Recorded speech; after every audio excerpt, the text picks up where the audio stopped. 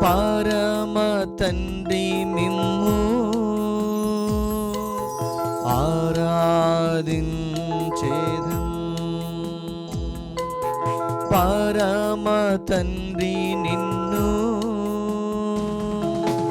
ఆరాధన ఆరాధన ఆరాధన ఆరాధన ఆరాధన ఆరాధన ఆరాధన ఆరాధన.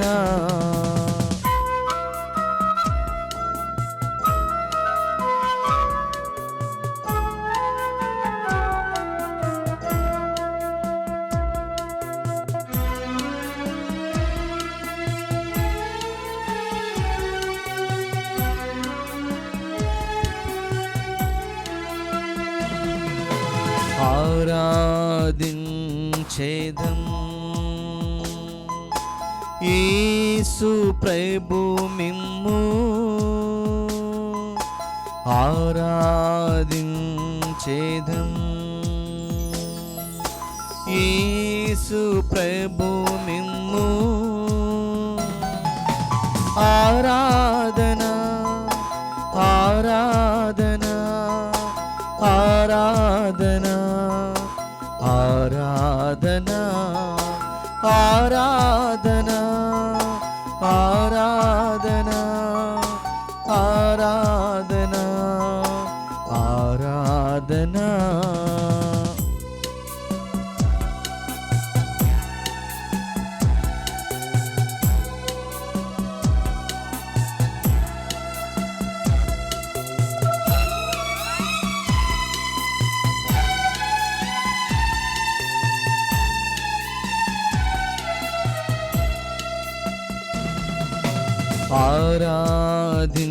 ఆరాధించేదం పావన ఆత్మ మిమ్ము ఆరాధించేదం. పావన ఆత్మ మిమ్ము ఆరాధన ఆరాధన ఆరాధన ఆరాధన ఆరాధన ఆరాధన ఆరాధన ఆరాధన.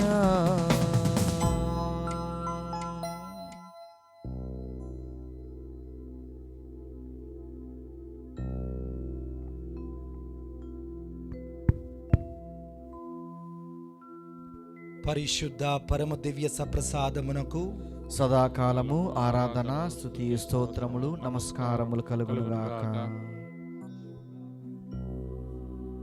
సదాకాలము ఆరాధన స్తుతి స్తోత్రములు నమస్కారములు కలుగునుగాక. సదాకాలము ఆరాధన స్తుతి స్తోత్రములు నమస్కారములు కలుగునుగాక.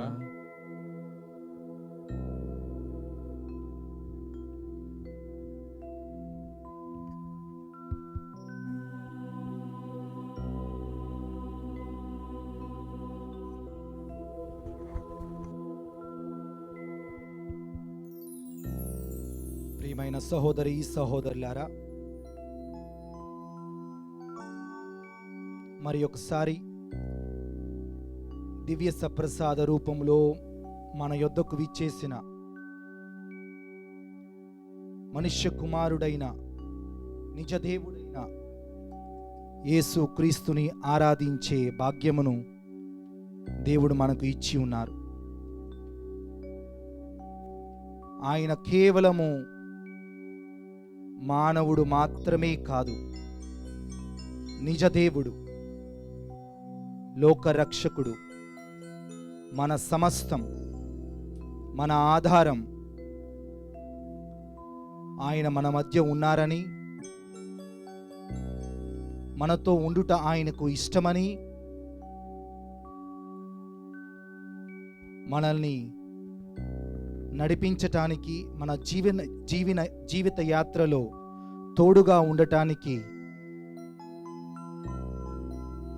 ఆయన మన మధ్య ఉన్నారని మనం విశ్వసిస్తూ క్రీస్తు నాథుని ఆరాధించుకుందాం. మన హృదయంలోనికి ఆహ్వానించుకుందాం. ఆయనకు మన సమస్తమును ఇవ్వటానికి ప్రయత్నం చేద్దాం.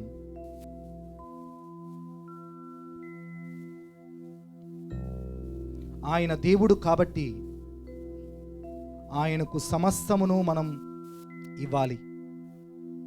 ఆయనను పూర్ణ ఆత్మతోనూ పూర్ణ హృదయముతోనూ మనం ప్రేమించాలి.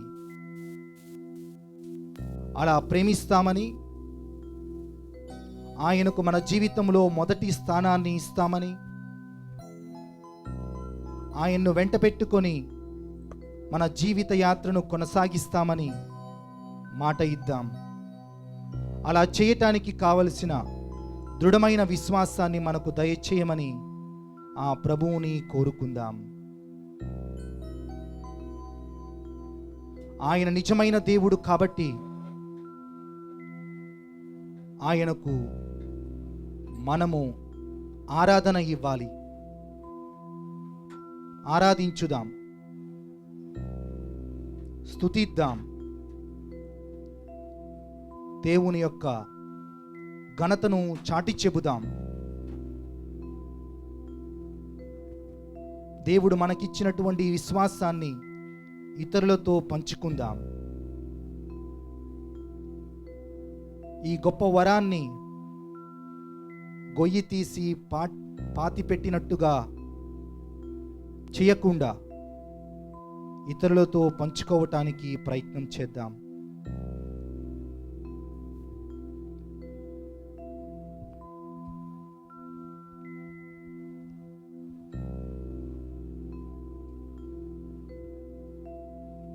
నా దేవుడైన యేసువా, నన్ను మీ వశపరచుకొనండి. నా ప్రభువైన యేసువా, నన్ను ఏలి కాపాడండి. నా రక్షకుడైన యేసువా, నన్ను రక్షించండి. నా నాథుడైన యేసువా, నన్ను కడకు చేర్చండి. నా గురువైన యేసువా, నన్ను మోక్ష పదవికి చేర్చండి. నా రాజైన యేసువా, నన్ను పరిపాలించండి. నా శరణమైన యేసువా, నన్ను గైకొనండి. నా సమాధానమైన యేసువా, నన్ను ఆదరించండి. నా ఊరట అయిన యేసువా, నన్ను ఓదార్చండి. నా సంతోషమైన యేసువా, నన్ను సంతసిల్ల చేయండి. నా జీవనమైన యేసువా, నన్ను మీ కొరకు జీవించులాగునా చేయండి. నా న్యాయాధిపతి అయిన యేసువా, నా ద్రోహములను మన్నించండి. నా సహాయకుడైన యేసువా, నాకు సహాయము చేయండి. నా మధ్యవర్తి అయిన యేసువా, నా కొరకు మీ పిత ఎదుట అడ్డుపడండి. సర్వేశ్వరుని దివ్య గొర్రెపిల్ల అయిన యేసువా, నన్ను శుద్ధీకరించండి. దావీదుని పుత్రుడైన యేసువా, నా మీద దయగానుండండి. లోకమునకు వెలుతురైన యేసువా, నాకు జ్ఞాన వెలుతురును దయచేయండి. జీవము గల అప్పమైన యేసువా, నాకు తృప్తి కలుగులాగునా చేయండి. రక్షణమునకు మార్గమైన యేసువా, నాకు దారి చూపండి. నిత్య సత్యమైన యేసువా, నాకు వేద సత్యములను తెలియపరచండి.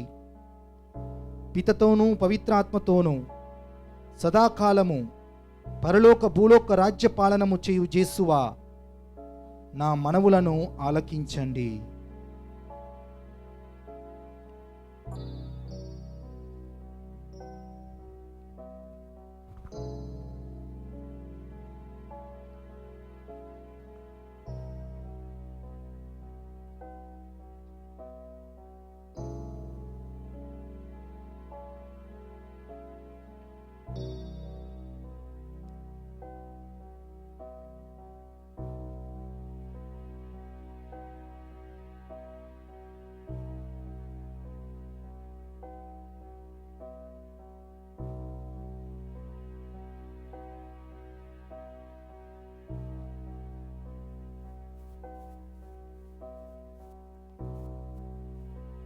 ప్రియమైన యేసు క్రీస్తువా, మా ప్రభువా, మా రక్షకుడువా,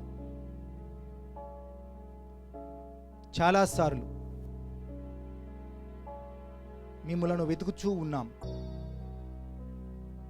వాక్యములో ఉన్నావు, దివ్య సప్రసాదములో ఉన్నావు, మా అందరితో ఉన్నావు. అన్నిటికంటే ముఖ్యముగా మా హృదయంలో ఉన్నావు. కానీ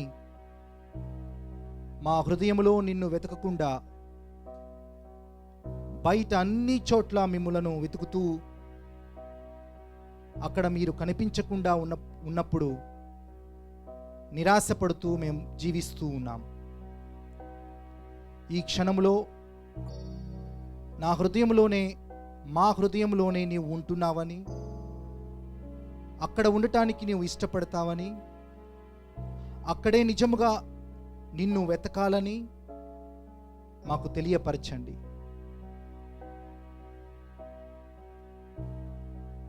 అందరికంటే దగ్గరగా, చివరికి మేము మాకు ఎంత దగ్గరగా ఉంటున్నామో అంతకంటే దగ్గరగా నువ్వు ఉంటున్నావని ఈరోజు మేము గ్రహించేలాగున మాకు సహాయం చేయండి. కాబట్టి ఎక్కడికో వెళ్ళి నిన్ను వెతకవలసిన అవసరం లేదు. మా హృదయంలోనే నీవు ఉంటున్నావు. అక్కడే నిన్ను వెతకాలి, అక్కడే నిన్ను కనుగొనాలి, అక్కడే నిన్ను అంగీకరించి నిజమైన దేవునిగా నిన్ను ఆరాధించాలి. అటువంటి విశ్వాసమును మాకు దయచేయమని కోరుకుంటూ మనందరము కలిసి ఇప్పుడు ఒక గీతాన్ని పాడుకుందాం.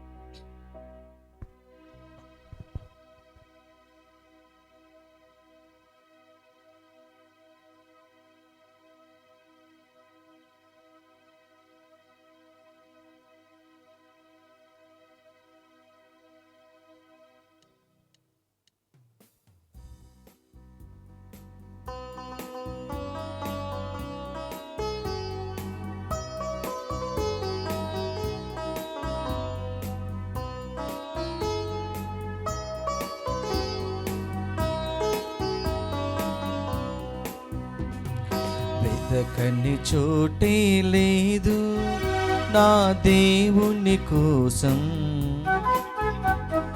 వెళ్ళని స్థలమే లేదు నా ప్రభుని ప్రేమ కోసం. వెతకని చోటే లేదు నా దేవుని కోసం,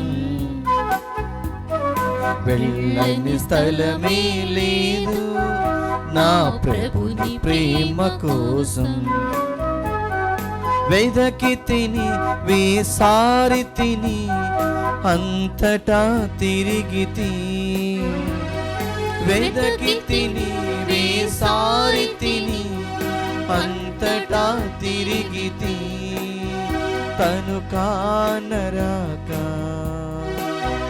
నీ కలత చెందితి, తను కానరాక కలత చెందితి, వేదనతో శోధనతో కన్నీరు కార్చితి.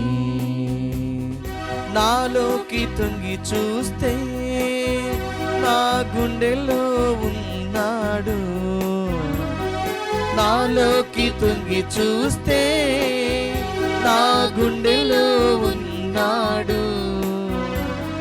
ప్రేమే దేవుని స్వభావము, ప్రేమే దేవుడు, ప్రేమే దేవుని స్వభావము, ప్రేమే దేవుడు. వెదకని చోటే లేదు నా దేవుని కోసం,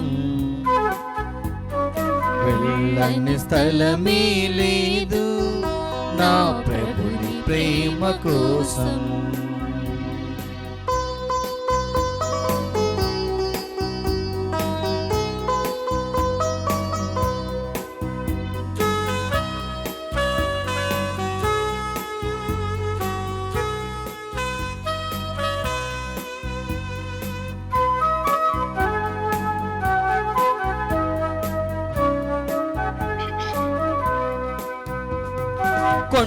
కొండలను కొండ కోనలనడిగా నా ప్రభువెక్కడని, సంభ్రమును జలరాశులనడిగా నా ప్రభువెక్కడని,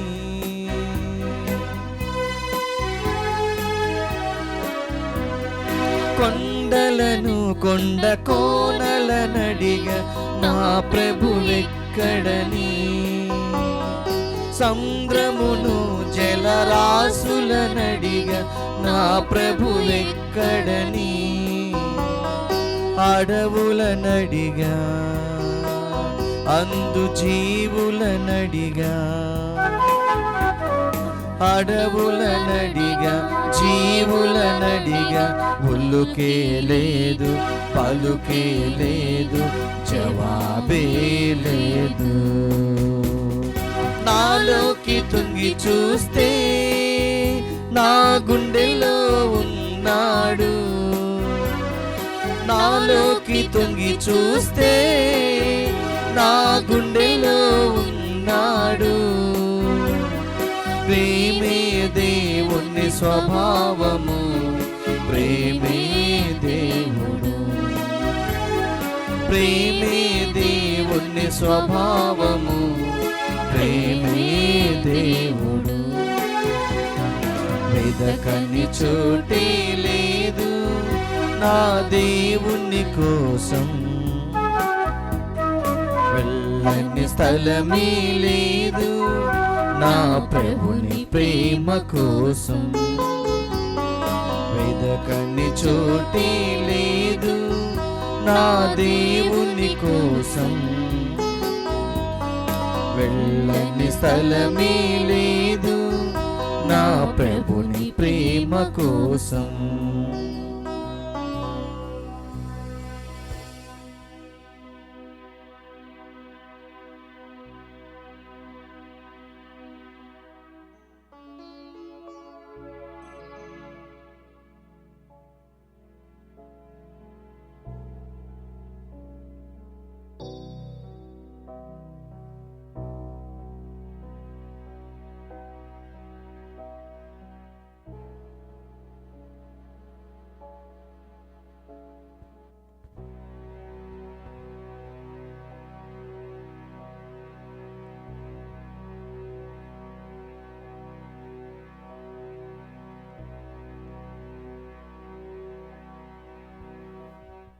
ప్రియమైన సహోదరి సహోదరులారా, దివ్య సప్రసాద ప్రభు ఎదుట మోకరించి ఉన్న మనందరం ఆత్మ పరిశీలన చేసుకుందాం. యేసు ప్రభు నా హృదయంలో ఉన్నారా? ఆయనను అన్ని చోట్ల ఉంచటానికి, ఆయనను అన్ని చోట్ల వెతకటానికి ప్రయత్నం చేస్తున్నానే కానీ అన్నిటికంటే ముఖ్యముగా నా హృదయములో ఆయనకు స్థానం ఇవ్వటానికి నేను ప్రయత్నం చేస్తున్నానా లేదా? అన్నీ ఆయనకు ఇచ్చినప్పటికీ నా హృదయాన్ని ఆయనకి ఇవ్వకపోతే లాభమేమిటి? నా హృదయంలో ఎవరుంటున్నారు?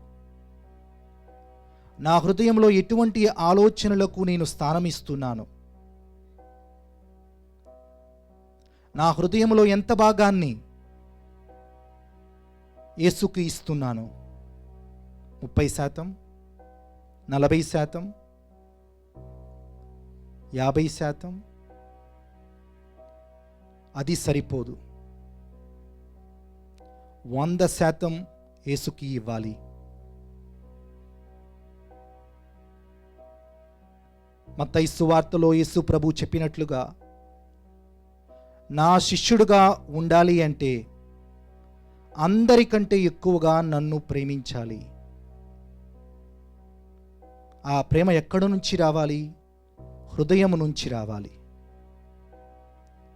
హృదయములో యేసుకు స్థానం ఇవ్వాలి. ఎందుకు నేను ఇవ్వలేకపోతున్నాను? ఎటువంటి వాటి వలన, ఎవరి వలన నేను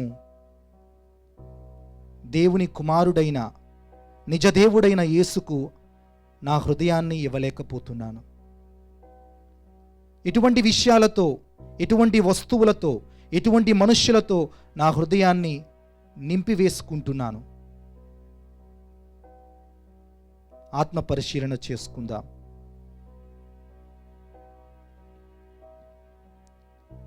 వస్తువులు కావచ్చు, ధనం కావచ్చు, కుటుంబం కావచ్చు, స్నేహితులు కావచ్చు, కీర్తి ప్రతిష్టలు కావచ్చు, వీటన్నిటికీ ప్రాధాన్యత ఇస్తూ మన హృదయంలో వాటికి మాత్రమే చోటు ఇస్తున్నాం, కానీ యేసుకు చోటు ఇవ్వలేకపోతున్నామేమో. ఆత్మ పరిశీలన చేసుకుందాం, ప్రశ్నించుకుందాం. ఎటువంటి దాపరికము లేకుండా యేసు ముందు మన తప్పిదాలను ఒప్పుకుందాం. పూర్ణ హృదయముతో, పూర్ణ మనస్సుతో, పూర్ణ శక్తితో ఆయనను మాత్రమే ప్రేమించే విధంగా సహాయపడమని వేడుకుందాం. ఆయన నిజదేవుడు కాబట్టి ఆయనను మనం ఆరాధించాలి. ఆయనకు మన సమస్తమును ఇచ్చివేయాలి.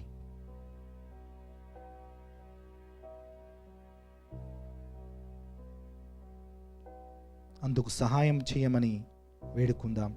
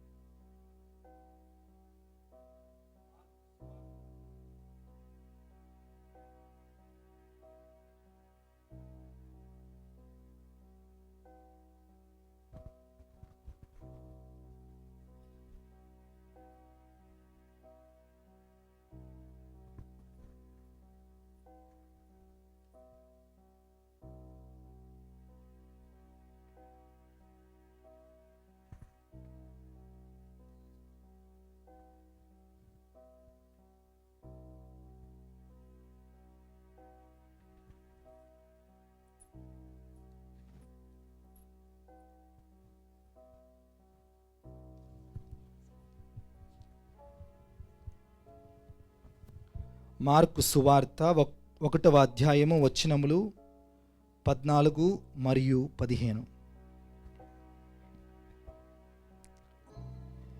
యోహాను చెరసాలలో బంధింపబడిన పిమ్మట యేసు గలిలయ సీమకు వచ్చి, కాలము సంపూర్ణమైనది, దేవుని రాజ్యము సమీపించినది, హృదయ పరివర్తనము చెంది సువార్తను విశ్వసింపుడు అని దేవుని సువార్తను ప్రకటించెను.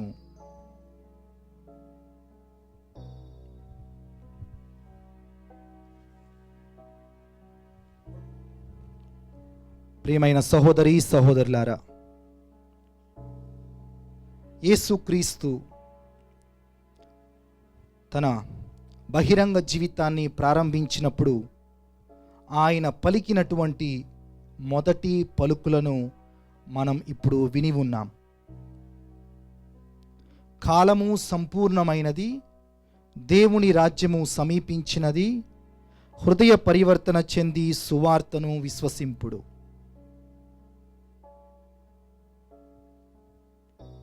పరివర్తన గురించి మనం కొద్దిసేపు ధ్యానించుకుందాం. ఏమిటి ఈ పరివర్తన? నూతన నిబంధనములో పరివర్తన 3 సందర్భాలలో 3 పరిస్థితుల్లో కనిపిస్తూ ఉంది. ఒక్కొక్క సందర్భములో పరివర్తన అనేటువంటి ఆ పదానికి ఒక్కొక్క అర్థం ఉంటుంది. ఆ సందర్భాన్ని బట్టి, ఆ అర్థమును బట్టి మనము ఆత్మ పరిశీలన చేసుకోవాలి. నాకు ఎటువంటి పరివర్తన అవసరమై ఉన్నది? నేను ఎటువంటి పరిస్థితిలో ఉన్నాను? నాకు ఎటువంటి పరివర్తన అవసరం? యేసుక్రీస్తు బహిరంగ జీవితంలో ఆయన ఇచ్చినటువంటి మొదటి సందేశము హృదయ పరివర్తన చెంది సువార్తను విశ్వసించండి.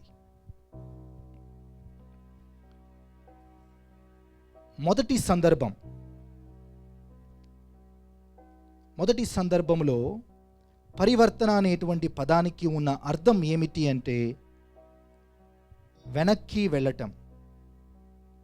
పరివర్తన అంటే తిరిగి వెనక్కి వెళ్ళటం. హృదయ పరివర్తన చెంది సువార్తను విశ్వసించండి. నేను వెళుతున్నటువంటి మార్గము సరి అయినది కాదు, నేను తప్పుడు మార్గంలో ముందుకు వెళ్తున్నాను. నేనేం చేయాలి? తిరుగు ప్రయాణము మొదలు పెట్టాలి. నేను వెళ్తున్నటువంటి ఆ మార్గము సరి అయినది కాదు కాబట్టి అది తెలుసుకొని అక్కడ నుండి నేను మరలా తిరిగి వెళ్ళిపోవాలి. దేవుని చెంతకు వెళ్ళాలి. దేవుని వాక్యం దగ్గరకు తిరిగి రావాలి. దేవుని యొక్క ధర్మశాస్త్రము దగ్గరకు తిరిగి రావాలి. దేవుని యొక్క ఒడంబడిక నుండి దూరమైపోయి దూరముగా వెళుతున్నటువంటి నేను దేవుని నిబంధన దగ్గరకు తిరిగి రావాలి. ఇది మొదటి రకమైనటువంటి పరివర్తన. మరి ఈ పరివర్తనలో భాగంగా తిరిగి రావాలి అంటే ఏం చేయాలి? రావటము అంటే, తిరిగి రావాలి అంటే నేను చేస్తున్న దానిని ఆపివేయాలి. నా పద్ధతులు మార్చుకోవాలి, నా అలవాట్లు మార్చుకోవాలి, నా నిర్ణయాలు మార్చుకోవాలి. ఏమైతే చేయకూడదో, ఏమైతే నేను చేస్తున్నానో వాటన్నిటినీ ఆపివేయాలి. ఇది చాలా కష్టమైనటువంటి పని. ఇది మొదటి రకమైనటువంటి పరివర్తన. ఇది పరివర్తనకు ఉన్నటువంటి ఒక అర్థం. కాబట్టి ప్రియమైన సహోదరి సహోదరులారా, ఈ తపస్సు కాలంలో మనందరము కూడా ఎన్నోసార్లు పరివర్తన గురించి ధ్యానం చేసుకున్నాం, విన్నాం. నా జీవితంలో నేను ఇప్పుడు ఏ పరిస్థితిలో ఉన్నాను? ఇటువంటి పరిస్థితిలో ఉన్నానా? మరి దేవుని నుంచి, దేవుని ధర్మశాస్త్రము నుంచి, దేవుని యొక్క ఒడంబడిక నుంచి, దేవుని వాక్యము నుంచి నేను దూరంగా వెళ్ళిపోతే ఇప్పుడు నేనేం చేయాలి? తిరిగి రావాలి. ఈ తిరిగి రావటములో ఉన్న అర్థాన్ని మనం తెలుసుకోవాలి అంటే మనకందరికీ ఉన్నటువంటి ఒక మంచి ఉదాహరణ పునీత అగస్తీను వారి జీవితం. లోకం యొక్క ఆకర్షణలలో పడిపోయి ఆయన జ్ఞానస్థానం తీసుకున్నప్పటికీ కూడా అన్నీ మర్చిపోయి దేవుని నుండి దూరముగా వెళ్ళిపోయి శారీరకమైనటువంటి వాంఛలతో ఎంతో పాపముతో కూడినటువంటి జీవితాన్ని జీవిస్తున్నటువంటి అతడు తిరుగు ప్రయాణం మొదలుపెట్టారు. అలా మొదలుపెట్టినటువంటి ఆ ప్రయాణాన్ని కొనసాగించి చివరకు ఒక గొప్ప పునీతుడిగా ఈరోజు ఆయన మనందరి ముందు నిలుస్తూ ఉన్నారు. కాబట్టి పరివర్తనకు ఉన్నటువంటి మొదటి అర్థము తిరిగి రావటం. నేను తిరిగి రావలసిన పరిస్థితిలో ఉన్నానా అని మనందరం ఆత్మ పరిశీలన చేసుకుందాం. ఇది మనలో కొంతమందికి అవసరం లేకపోవచ్చు, కానీ మనలో కొంతమందికి ఈ అవసరం ఉండి ఉండవచ్చు. ఎవరికి వారు ఆత్మ పరిశీలన చేసుకోవాలి. రెండవ అర్థం, పరివర్తనకు ఉన్నటువంటి రెండవ అర్థం. మొదటి అర్థము తిరిగి రావటము అయితే రెండవ అర్థము ముందుకు వెళ్ళటం. కాలము సంపూర్ణమైనది, దేవుని రాజ్యము సమీపించినది. ఇక్కడ పరివర్తనకు ఉన్నటువంటి అర్థం ఏమిటి అంటే ఇప్పుడు యేసుక్రీస్తులో ముందుకు వెళ్ళటం. ఎందుకంటే సమయం ఆసన్నమైంది, అంతా పరిపూర్తి అయిపోయింది. యేసుక్రీస్తు వచ్చేశారు. ఆయనను నేను విశ్వసించాను, ఆయనను నేను అంగీకరించుకున్నాను, నా జీవితంలోనికి ఆహ్వానించుకున్నాను. ఇప్పుడు నేను చేయాల్సినటువంటి, నాకు రావాల్సినటువంటి పరివర్తన ఏమిటి అంటే యేసుక్రీస్తులో ముందుకు వెళ్ళాలి, ఆగిపోకూడదు. యేసుక్రీస్తుని విశ్వసించి ఆయనలో జీవిస్తున్నటువంటి వారికి కూడా ఇటువంటి పరివర్తన అవసరమవుతుంది. ఒక మంచి ఉదాహరణ మత్తయి సువార్తలో మనకు కనిపిస్తుంది. అపోస్తులు దేని గురించి మాట్లాడుతున్నారు? 18వ అధ్యాయం. మాలో గొప్పవాడు ఎవడు? వాళ్ళందరూ కూడా ఆ గొప్పతనం కోసం పోటీ పడుతున్నారు. పేతురు ఎందుకు? యేసుక్రీస్తు అతనికి మొదటి స్థానాన్ని ఇచ్చారు కాబట్టి నేనే గొప్పవాణ్ణి అని పేతురు అనుకుని ఉండవచ్చు. యూదా ఇస్కారియోతు నేనే గొప్పవాడిని, ఎందుకంటే డబ్బులు పెట్టే నా దగ్గర ఉంటుంది, అందరికీ ఏదైనా అవసరం ఉంటే వాళ్ళు నా దగ్గరికి రావాలి కాబట్టి నేనే గొప్పవాడిని అని అనుకుని ఉండవచ్చు. మత్తయి యేసుక్రీస్తు పిలిచినప్పుడు అందరికంటే ఎక్కువగా నేనే అన్నిటినీ విడిచిపెట్టి యేసుని అనుసరించాను. మిగతా వాళ్ళేముంది, వాళ్ళు కేవలము జాలరులు, చేపలు పట్టుకునేవాళ్ళు, పోయింది ఏమీ లేదు. కానీ మత్తయి అతనికి ఎంతో ఆస్తి, ఎంతో పేరు, ప్రతిష్ట, వాటన్నిటినీ కూడా విడిచిపెట్టి యేసుని అనుసరించాడు. కాబట్టి నేనే గొప్పవాడిని అని ఆయన అనుకుని ఉండవచ్చు. చివరికి యోహాను, యాకోబు ఇద్దరు అన్నదమ్ములు. యేసుక్రీస్తు మమ్మల్ని మాత్రమే కొండపైకి తీసుకువెళ్ళి అక్కడ ఆయన రూపాంతరం చెందారు. ఆ అదృష్టాన్ని మాకు మాత్రమే ఇచ్చారు కాబట్టి మేమే గొప్పవాళ్ళం అని వాళ్ళు కూడా అనుకుని ఉండవచ్చు. కానీ యేసు ప్రభు చివరికి ఏమని చెప్పారు? గొప్పవాడిగా నువ్వు ఉండాలి అంటే ఒక చిన్న బాలుడిలాగా, చిన్న పిల్లల యొక్క మనస్తత్వం నీలో ఉండాలి. అది మనకు రావాల్సినటువంటి పరివర్తన. మనందరం యేసులో జీవిస్తున్నాం, కానీ ఇటువంటి పోరాటం అనేది మనలో జరుగుతూ ఉంది. యేసుని కేంద్ర బిందువుగా చేసుకోకుండా నన్ను నేను కేంద్ర బిందువుగా చేసుకొని, నన్ను నేను ఆధారంగా చేసుకొని దృష్టంతా కూడా నా మీద నేను పెట్టుకుంటూ యేసు మీద పెట్టకుండా జీవించటం అనేది మనలో జరుగుతూ ఉంది. కాబట్టి యేసులో జీవించినంత మాత్రాన నాకు పరివర్తన అవసరం లేదు, నేను బాగానే ఉన్నాను అనుకుంటే పెద్ద పొరపాటు. ఇది పరివర్తనకు ఉన్నటువంటి రెండవ అర్థం. ధర్మశాస్త్రము నుండి ఇప్పుడు అనుగ్రహం దగ్గరకు వెళ్ళాలి. ఎందుకంటే ధర్మశాస్త్రం అనేది మోషే ద్వారా ఇవ్వబడింది, అనుగ్రహము, దేవుని దీవెన అనేది యేసుక్రీస్తు ద్వారా ఇవ్వబడింది. కాబట్టి ఆ ధర్మశాస్త్రము నుండి ఇప్పుడు మనం ముందుకు వెళ్ళాలి. ఎట్లా ముందుకు వెళ్ళాలంటే యేసుక్రీస్తు వైపుకు వెళ్ళాలి, ఆయనలో ఎదగాలి. అది పరివర్తనకు ఉన్నటువంటి రెండవ అర్థం.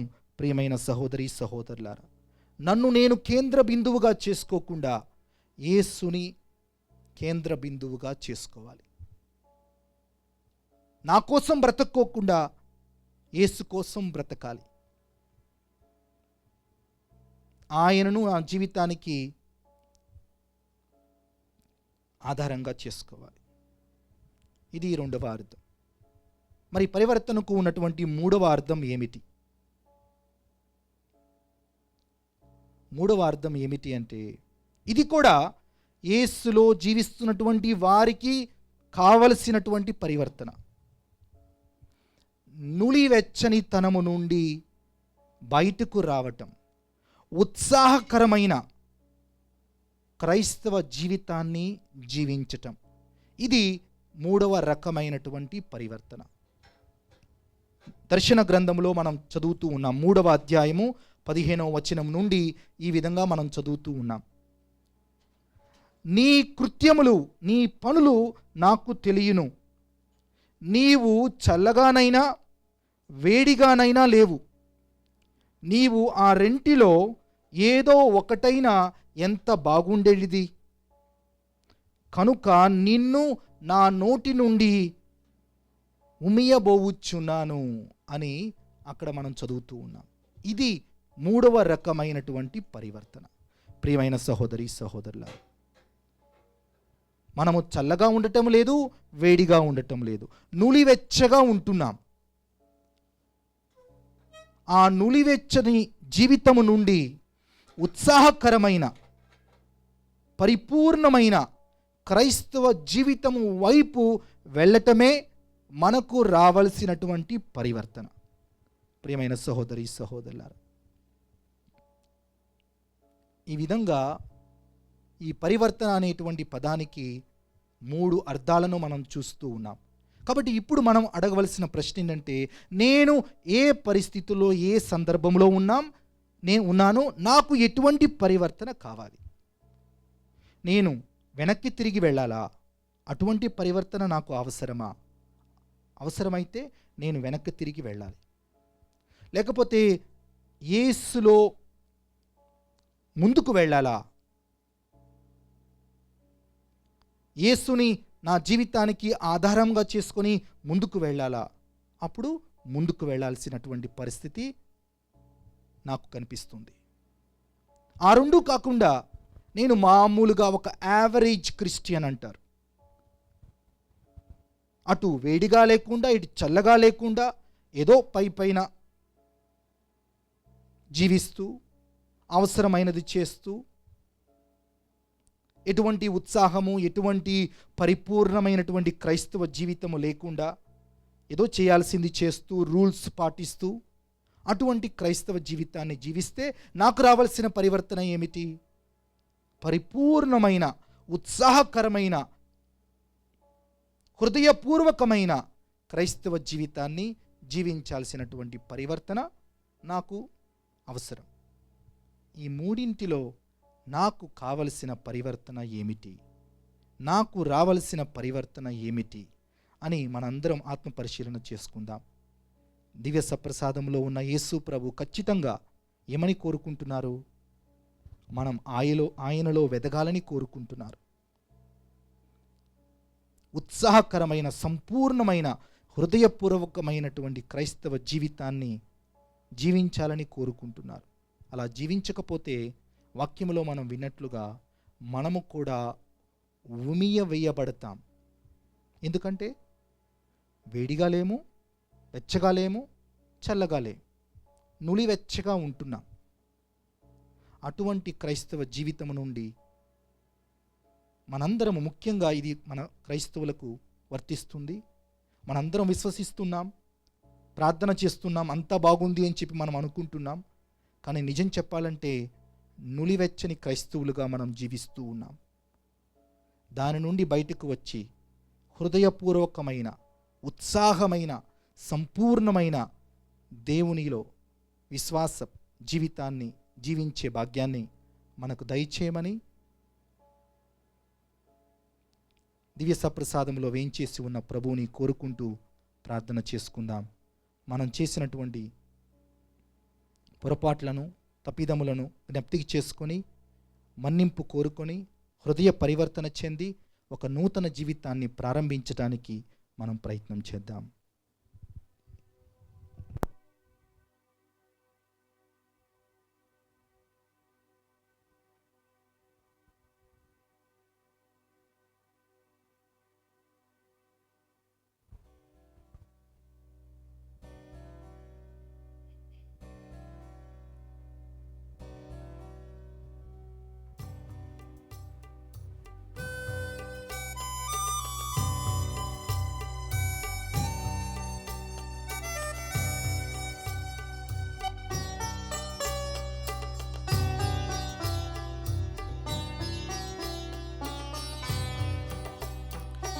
ఎందుకింత ప్రేమయా ప్రభు, ఎందుకింత ప్రేమయా ప్రభు, ఈ పాపి పైన యేసయ్యా, ఎందుకింత ప్రేమయా ప్రభు, ఎందుకింత ప్రేమయా ప్రభు.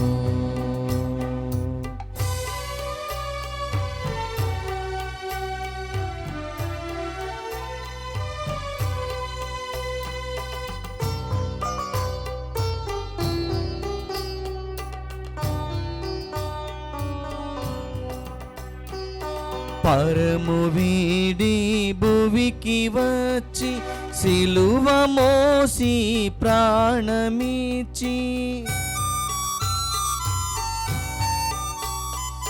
పరము వీడి భువికి వచ్చి సిలువ మోసి ప్రాణమిచ్చి, తండ్రి దయను మాకు వసగిన, తండ్రి దయను మాకు వసగిన యేసురాజ వందనం, యేసురాజ వందనం. ఎందుకింత ప్రేమయా ప్రభు, ఎందుకింత ప్రేమయా ప్రభు, ఈ పాపి పైన యేసయ్యా, ఎందుకింత ప్రేమయా ప్రభు, ఎందుకింత ప్రేమయా ప్రభు.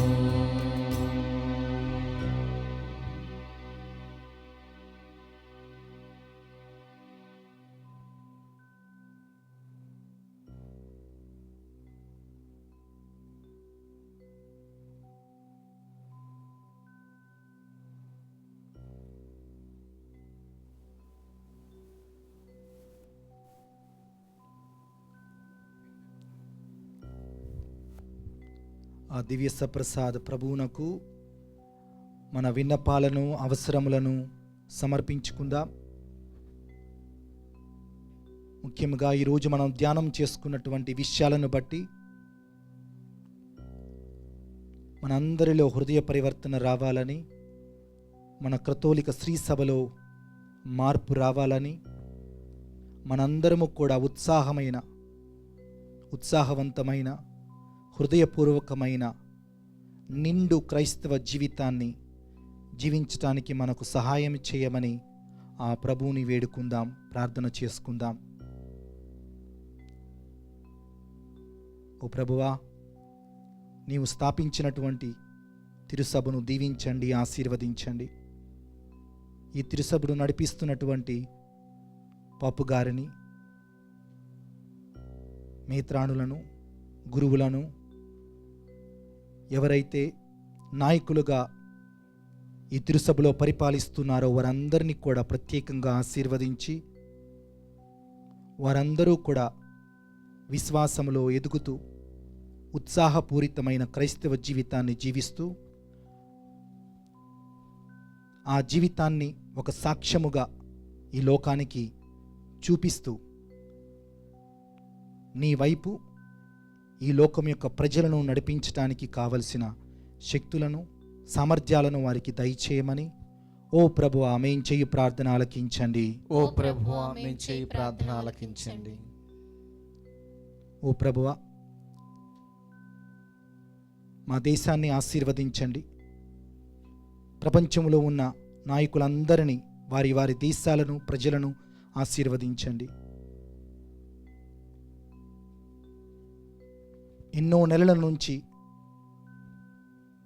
ఈ కరోనా వ్యాధి వలన ప్రపంచమంతా కూడా అతలాకుతలమై ఎన్నో ఇబ్బందులను, సమస్యలను ఎదుర్కొంటున్నటువంటి ఈ తరుణములో మా మీద దయ ఉంచండి, పరిష్కారాన్ని దయచేయండి. మేమందరము కూడా ఈ వైరస్ను జయించి మరలా మామూలు జీవితాన్ని జీవించేలాగున మమ్మల్ని నడిపించమని ఆ విధంగా జీవించినప్పుడు మిమ్మలను మరవకుండా మిమ్మలనే మా జీవితానికి కేంద్ర బిందువుగా చేసుకొని జీవించేందుకు సహాయపడమని ఓ ప్రభువా మేము చేయు ప్రార్థన ఆలకించండి. ఓ ప్రభువా మేము చేయు ప్రార్థనను ఆలకించండి. ఓ ప్రభువా, ఈ ప్రార్థనలో ఈ ఆరాధనలో పాల్గొంటున్న ప్రతి వ్యక్తిని ప్రత్యేకంగా దీవించండి. ముఖ్యముగా ఈ అవకాశాన్ని క్రైస్తవులందరికీ కూడా ఇస్తున్నటువంటి దివ్యవాణి టీవీ ఛానల్లో పనిచేస్తున్న ప్రతి ఒక్కరిని ఆశీర్వదించండి. ఈ సేవలు ఇంకా అధికమై అభివృద్ధి చెంది విశ్వాసుల యొక్క విశ్వాసాన్ని బలపరిచేదానికి సహాయపడే విధంగా దీవించమని ఓ ప్రభువా మేము చేయు ప్రార్థన ఆలకించండి. ఓ ప్రభువా మేము చేయు ప్రార్థనను ఆలకించండి. ఓ ప్రభువా, మా అందరికీ ఎన్నో సొంత అవసరాలు ఉన్నాయి ప్రభువా. వాటన్నిటినీ కూడా ఈ సమయమందు మీ ముందు ఉంచుతూ ఉన్నాం. ఆరోగ్యం కావచ్చు, ఉద్యోగం కావచ్చు, వివాహ సంబంధం కావచ్చు, లేకపోతే వేరే దేశానికి వెళ్ళటానికి వీసా రావాల్సిన అవసరం ఉండి ఉండవచ్చు, ఆర్థిక ఇబ్బందులు ఉండి ఉండవచ్చు. ఆ అవసరాలన్నింటినీ కూడా మీ ముందు ఉంచుతున్నాం ప్రభువా. మా హృదయాలలో ఉన్నటువంటి అవసరాలు నీకు తెలుసు ప్రభువా. వాటన్నిటినీ కూడా దీవించి ఆశీర్వదించి మాకు కావలసినటువంటి వరములను దయచేయమని ఓ ప్రభువా మేము చేయు ప్రార్థన ఆలకించండి. ఓ ప్రభువా మేము చేయు ప్రార్థనను ఆలకించండి.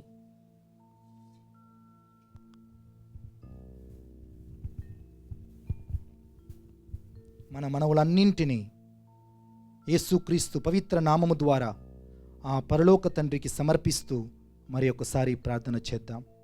పరలోకమందుండెడు మా యొక్క తండ్రి, మీ నామం పూజింపబడును గాక, మీ రాజ్యం వచ్చును గాక, మీ చిత్తము పరలోకమందు నెరవేరినట్లు భూలోకమందు నెరవేరును గాక. నానాడికి కావలసిన మా అన్నము మాకు నేటికి అనుగ్రహింపుము. మా యుద్ధ అప్పుడిన వారిని మేము మన్నించినట్లు మా అప్పులను నీవు మన్నింపుము. మమ్ము శోధన యందు ప్రవేశింపనివ్వక కీడులో నుండి మమ్ము రక్షింపుము.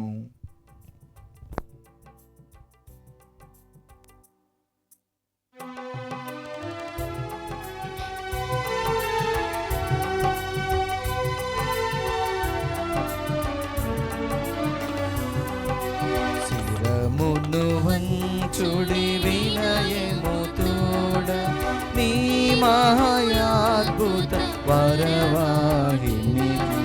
శిరమును వంచుడి వినయము తోడ నూతన ఆరాధన ప్రజ్వలింప గుప్తము నిందు పాదవ పందము పంచేంద్రియములు గ్రహించగల్గున విశ్వాసమిగా దైవ రహస్యం. శిరమును వంచుడి వినయము తోడ పరమ పితామా పాలక జయము జయము రక్షక యేసువు నాకు పరమ పవిత్ర స్పిరితు శాంతుకు యుగ యుగములకు స్తుతి కల్గుతన్. శిరమును వంచుడి వినయము తోడా. పరలోకము నుండి మీ ప్రజలకు దివ్యాహారమును ఇచ్చితిరి. ఇందులో మాధుర్యము నిండి ఉన్నది. ప్రార్థించుదము. ఓ సర్వేశ్వర, ఈ అద్భుత దేవద్రవ్యానుమానము ద్వారా మీ పాటుల జ్ఞాపక చిహ్నమును మా కొసంగా చిత్తగించితిరే. మీ దివ్య శరీర రక్తముల పరమ రహస్యములను మేము భక్తి శ్రద్ధలతో పూజింపను. మీ రక్షణ ఫలితమును మేము నిరంతరము చవిచూడను. యుగ యుగములు జీవించుచు పాలన చేయు ఏలినవారా మాకు అనుగ్రహించండి. ఆమేన్.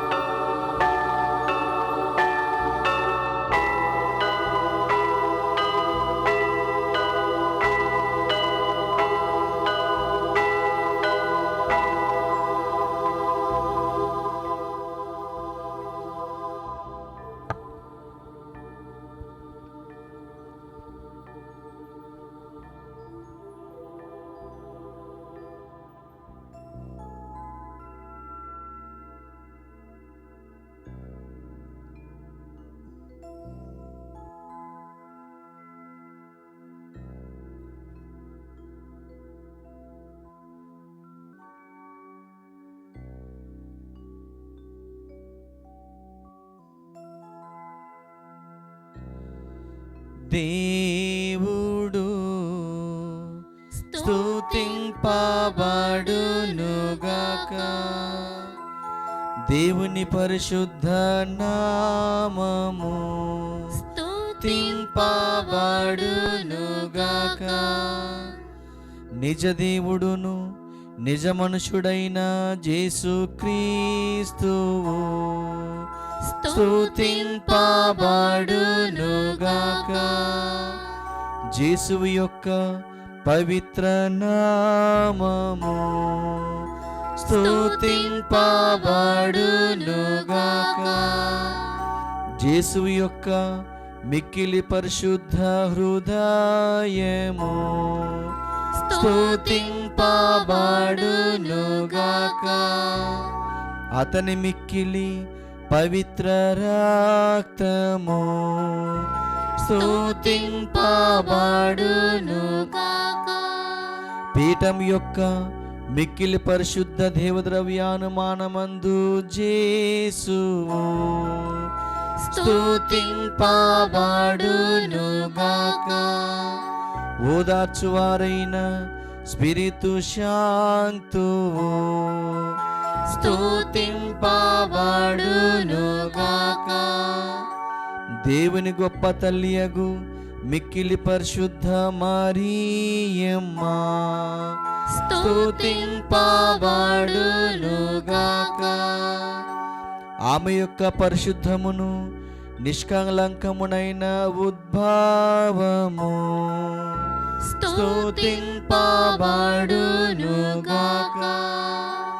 ఆమె యొక్క మహిమగల మోక్షారోపణము స్తుతింపబడునుగాక. కన్యకయును తల్లియునైన మరియమ్మ గారి యొక్క నామము స్తుతింపబడునుగాక. ఆమె యొక్క మహావిరక్త భర్తయగు పునీత జోజెప్ప స్తుతింపబడునుగాక. తమ దూతల యందును తన పునీతుల యందును దేవుడు స్తుతింపబడునుగాక.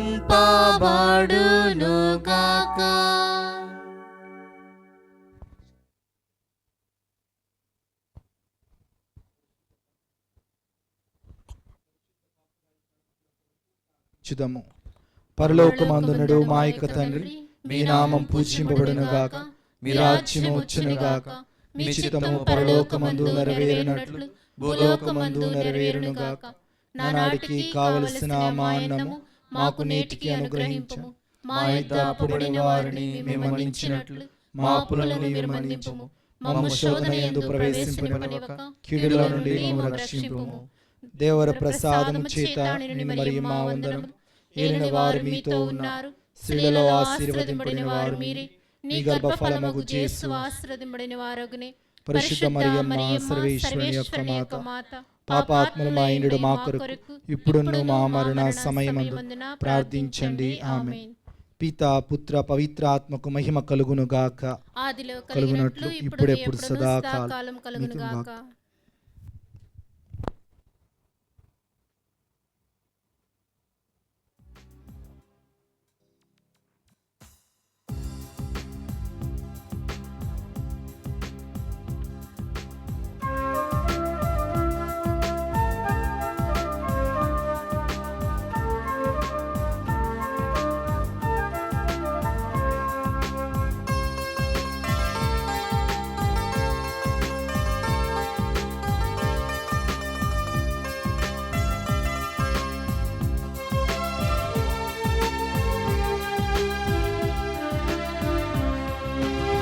సౌందర్య రాశి ఓ మరియమ్మ, పావన జననివి నీవేనమ్మా.